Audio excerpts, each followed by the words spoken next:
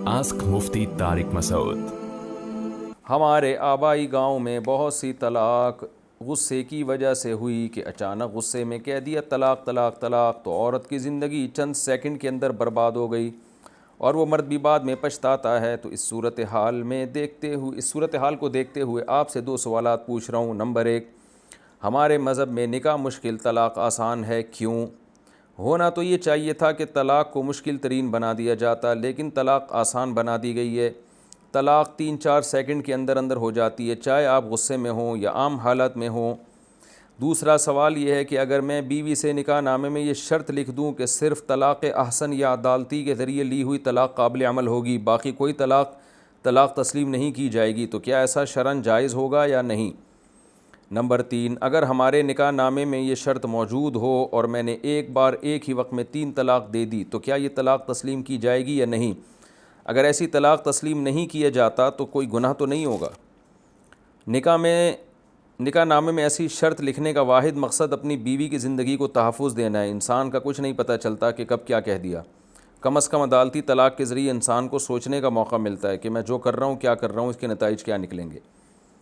जनाब, आपने जो ये सवाल पूछा है ना, पहली बात तो ये समझ लें कि इस्लाम के जो अहकाम है ना, उनका मदार कुरान और सुन्नत पर है, आपकी और मेरी अक़ल पे नहीं है कि इस्लाम ने तलाक़ को आसान क्यों बना दिया, निकाह को मुश्किल क्यों बना दिया। बिलफ़र्ज़ अगर ऐसा है भी कि निकाह को मुश्किल और तलाक़ को आसान बना दिया, तो जो बना दिया आपको फ़ॉलो करना पड़ेगा। यूनाइटेड नेशन जो है वो लोग क्या करते हैं कि जब कोई कानून बनाना होता है तो सारे लोग इंसान मिल बैठ के उसके तमाम पहलुओं पे गौर करके बनाते हैं, जबकि खुदाई क़ानून वो है जो अल्लाह ने आसमान से नाजिल कर दिया, उसमें इंसानों से मशवरे नहीं लिए अल्लाह ताला ने। तो अब अगर आपको अक़ल ही से सारे फ़ैसले करवाने हैं तो फिर यूनाइटेड नेशन बेहतरीन है इसके लिए। वहाँ बड़े बड़े माहिर दिमाग के लोग होते हैं, वो बैठ के कानून साजी करते हैं, तो उसमें फिर इस्लाम को मानने की ज़रूरत नहीं है।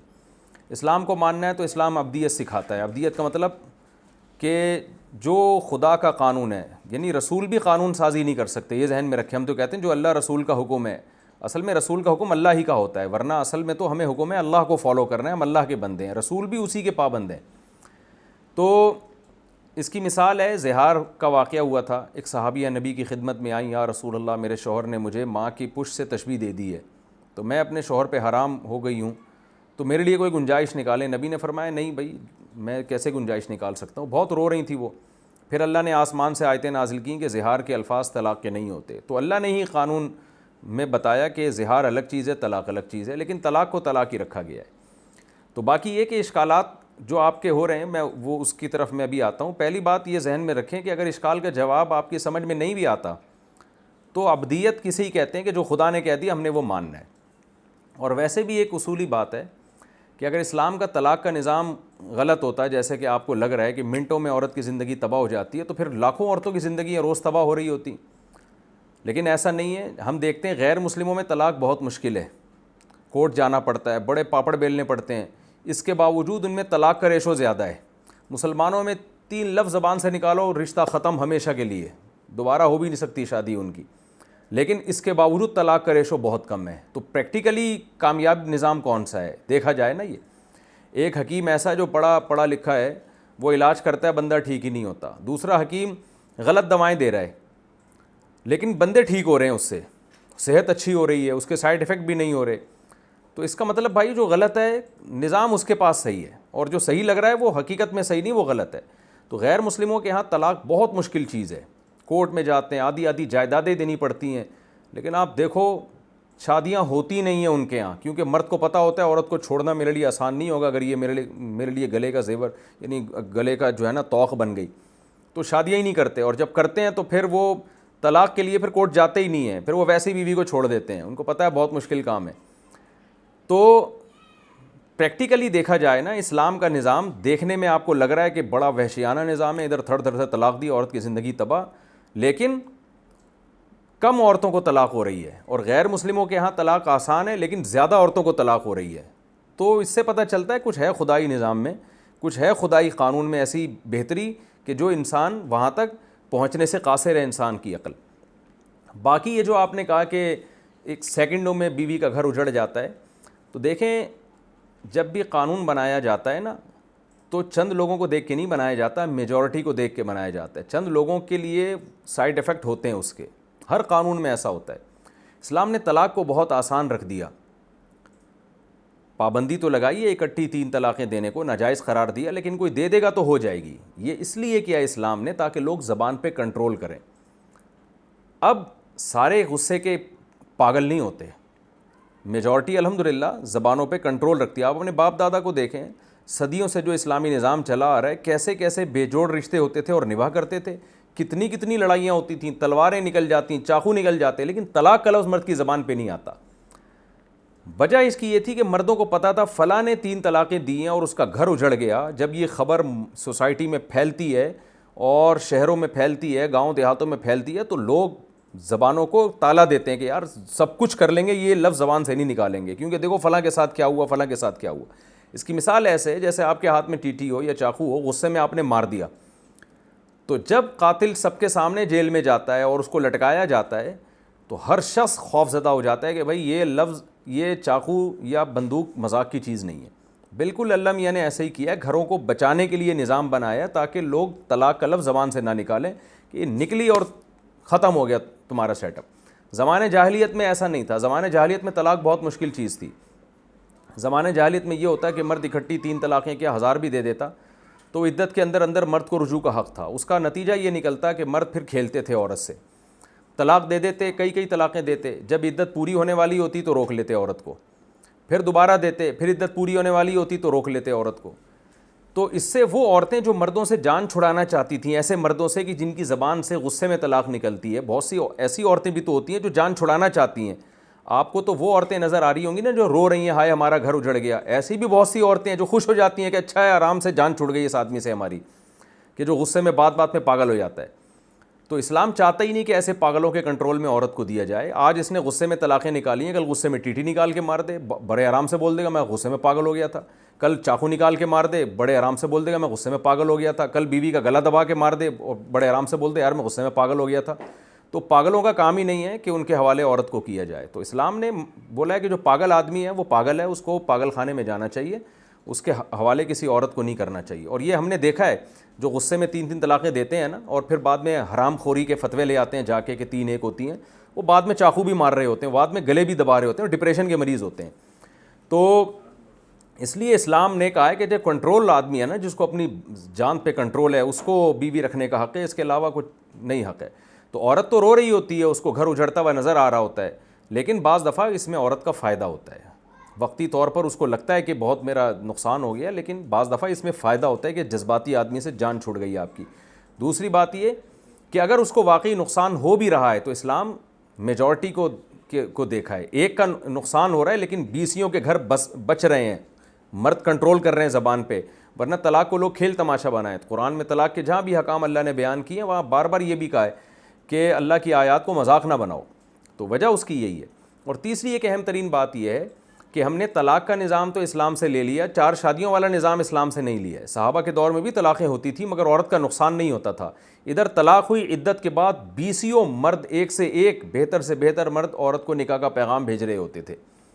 وجہ اس کی یہ تھی کہ جب ایک مرد نے 2-3 بیویاں رکھی ہیں تو سوسائٹی میں عورت نہیں تھی نکاح کے لیے. ظاہر ہے جو چیز جس کی ڈیمانڈ زیادہ ہو تو وہ مارکیٹ میں کوئی بھی آپ دیکھ لیں نا, کوئی پروڈکٹ مارکیٹ میں اس کی ڈیمانڈ زیادہ ہو تو وہ شارٹ ہو جاتی ہے, اس کی ویلیو بڑھ جاتی ہے. تو اللہ نے ڈیمانڈ یہ رکھی ہے مردوں کے دل میں کہ 2-3 بیویاں رکھو. اب مرد جب 2-3 رکھیں گے تو ظاہر ہے عورت ہی نکاح کے لیے ملے گی نہیں عورت, پھر کوئی اپنی بیوی کو چھوڑے گا نہیں. چھوڑے گا تو اس عورت کے لیے 20 اس سے اچھے رشتے کھڑے ہوئے ہوں گے سوسائٹی میں, اس میں عورت کو نقصان نہیں ہوگا. آج ہو یہ رہا ہے کہ جب دھڑ دھڑ 3 طلاقیں مرد نکالتا ہے, عورت کو اپنا فیوچر تاریک نظر آتا ہے. اس کو پتہ ہے کہ اب میں طلاق یافتہ ہوں, مجھ سے کوئی شادی نہیں کرے گا. تو اس میں اسلام کا قصور نہیں ہے, اس میں ہمارا قصور ہے کہ ہم نے 3 طلاقوں والا نظام اسلام سے لے لیا اور 4 شادیوں والا نظام ہم نے ہندو سے لیا. تو آدھا ہم غیر اسلام کو لے رہے ہیں, یعنی ایڈجسٹ ہی نہیں ہو رہے نا حکام آپس میں, کہ طلاق والا نظام تو آپ اسلام کا لے رہے ہو اور 4 شادیوں والا نظام آپ اسلام کا نہیں لے رہے, بلکہ وہ انگریزوں سے اور ہندوؤں سے ایک بیوی والا کلچر لے رہے ہو.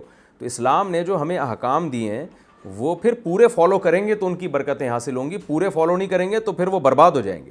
اس کی مثال ایسے جیسے اسلام نے 4 کی اجازت دی اور ساتھ میں یہ بھی کہا کہ عدل بھی کرنا ہے. تو آپ نے عدل والا سیٹ اپ اسلام کا نہیں لیا, 4 والا لے لیا, تو برباد ہو جائے گی سوسائٹی اس طرح سے. تو بالکل اسی طرح یہ بات ہے کہ جب آپ اسلام کو آدھا فالو کر رہے ہیں، آدھا کر نہیں رہے، تو وہ اب اس کا یہ مطلب نہیں کہ اسلام کے حکام کو چینج کر دیا جائے، بلکہ اس کا یہ مطلب ہے کہ پورے اسلام کو فالو کیا جائے۔ تو اس لیے اسلام کا یہ حکم بالکل ٹھیک ہے، 3 طلاق جب کر دی تو اب اللہ کہتے ہیں کہ اب نہیں ہو سکتا کچھ بھی، غصے میں تم پاگل ہوئے تھے تو پاگل لوگوں کے لیے وہ پاگل خانہ ہے، وہ ان کے لیے حکام چینج نہیں ہوتے۔ تو یعنی آپ یہ دیکھیں نا، غصے میں کوئی بھی کام آپ سے ہو جاتا ہے نا، وہ قابل معافی ہے ہی نہیں اسلام میں۔ غصے میں آپ نے گاڑی چڑھا دی کسی بندے کے اوپر، قابل معافی نہیں ہے، آپ کو قصاصاً قتل کیا جائے گا، آپ چیختے رہیں چلاتے رہیں۔ غصے میں آپ نے معاذ اللہ کو برا بلا کہہ دیا، آپ اسلام سے خارج ہو جائیں گے، آپ مرتد کے حکام آپ پہ جاری ہوں گے، آپ کا نکاح ٹوٹ جائے گا، آپ کا حج باطل ہو جائے گا۔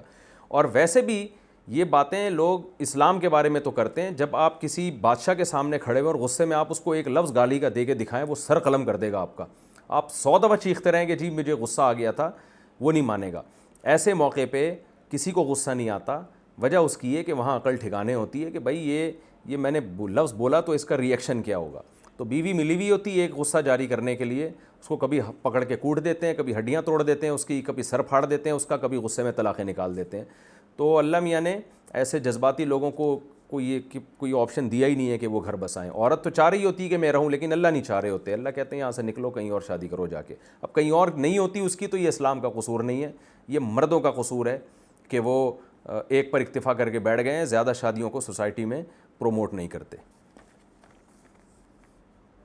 باقی یہ جو آپ نے دوسرا سوال پوچھا ہے کہ نکاح نامے میں ایسی شرط لگا دی کہ میں جو طلاق حسن یا عدالت لی ہوئی طلاق قابل عمل ہوگی، اس شرط کو شرعاً کوئی اعتبار نہیں ہے، کیونکہ نبی صلی اللہ علیہ وسلم کی حدیث ہے اس بارے میں، اور اجماع امت ہے کہ طلاق کا لفظ جب بھی مرد زبان سے نکالے گا تو وہ طلاق واقع ہو جائے گی۔ یہ حق مرد سے ختم کیا نہیں جا سکتا، دیا تو جا سکتا ہے دوسرے کو بھی، یعنی مرد طلاق کا بیوی کو بھی اختیار دے دے یا کسی اور کو دے دے، یہ تو ہو سکتا ہے، اپنے آپ سے طلاق کا رائٹ ختم نہیں کر سکتا مرد، چاہے کتنی مرضی شرطیں لگا لے۔ تو اس کا حل یہی ہے کہ زبان پہ کنٹرول رکھیں، بس نہ دیں۔ اچھا بھائی، میرے والد فالج زدہ ہیں، کیا میں ان کی طرف سے عمرہ کر سکتا ہوں؟ اچھا، یہ جو طلاق کا میں نے مسئلہ بیان کیا نا، اس میں ایک اہم بات یہ بھی ہے کہ طلاق اسلام میں اتنی بری نہیں ہے جتنی ہماری سوسائٹی میں سمجھی جانے لگی ہے۔ وجہ اس کی ہے کہ طلاق اسلامی معاشرے میں طلاق کے وہ اثرات نہیں ہوتے جو ہماری سوسائٹی میں ہوتے ہیں۔ اس کی وجہ میں نے وہی بتائی، تعدد زوجات۔ آج دیں گے تو بیوی کا گھر تباہ ہو جاتا ہے، جبکہ صحابہ کرام میں جب دی جاتی تھی تو اور گھر تباہ نہیں ہوتا تھا۔ یعنی ایسے واقعات ہیں، ہمارے جو بڑے بوڑھے جو سعودی عرب میں رہ کر آئے ہیں، اب تو سعودیہ کے حالات بھی ایسے ہی ہو گئے ہیں جیسے یہاں کے حالات ہیں، لیکن پہلے یاد ہے ہمیں، ہماری جو دادیاں نانیاں جو بتایا کرتی تھیں کہ ہم سعودی عرب میں رہتے تھے تو وہاں کسی خاتون کو طلاق ہوتی تھی تو کچھ بھی نہیں ہوتا تھا اس کو۔ یعنی کہتی ہیں ایک دفعہ میں گئی کسی خاتون، کسی عربی کی تیسری یا دوسری بیوی تھی، میں ان کے گھر گئی تو مجھے بتایا کہ جی ان کو طلاق ہو گئی ہے تو یہ عدت میں ہیں۔ تو کہہ رہی گپ شپ بھی لگ رہی ہے، خوش بھی ہیں، کہہ رہی کوئی بات نہیں بھیا، ہمارے شوہر نہیں رکھنا چاہتا تھا تو ہم علیحدگی ہو گئی ہے تو میں کہیں اور شادی کروں گی، رشتے تو میرے لیے بہت مل جائیں گے ہمیں۔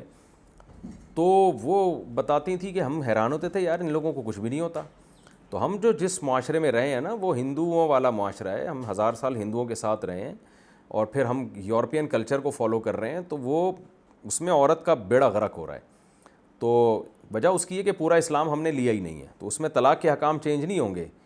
ہاں، جو ہم نے اسلام کے حکام نہیں لیے ان کو لیا جائے گا تاکہ پوری حکمتیں حاصل ہوں جو اسلامی حکام ہیں ان کی۔